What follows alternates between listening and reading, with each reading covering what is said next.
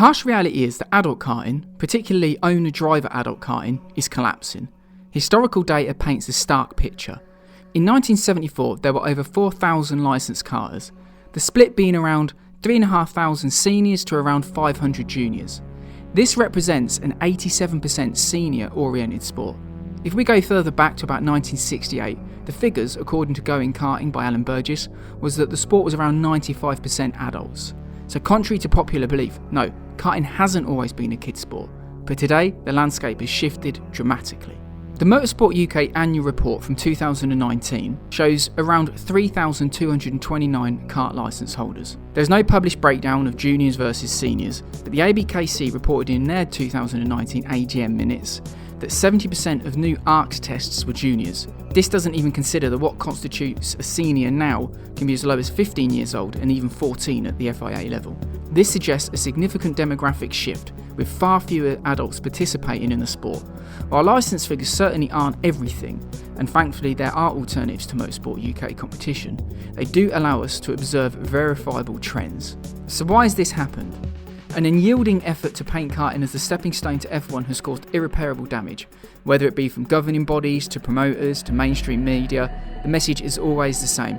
Karting is for kids. It's the grassroots of motorsport. It's where all the great drivers started. But there's a very little praise or reverence for the elite drivers of karting or those that pursue it for a lifetime. It is no wonder that anyone above the age of 16 wouldn't consider it as something worth doing if they were interested in motorsport.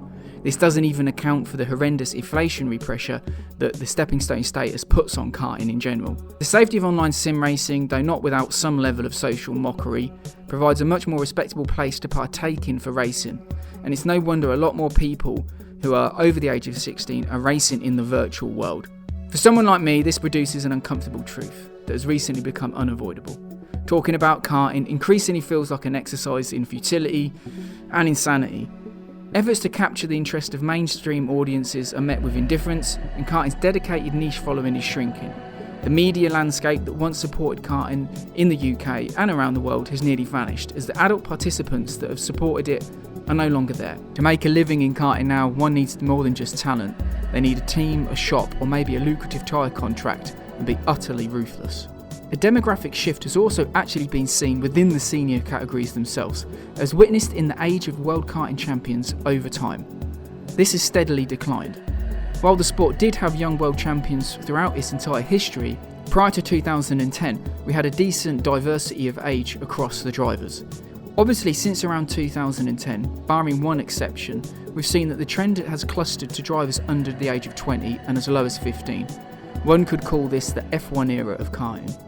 Nick de Vries winning in 2010, so young, set in motion a trend that really hasn't changed in the last decade or so. Does this matter in the end? Absolutely. Ayrton Senna once called karting the most spectacular motorsport, and he was right. The decline in karting participation and visibility is a tragedy. Despite the lack of current licence data, the struggles of many clubs to stay afloat are evident.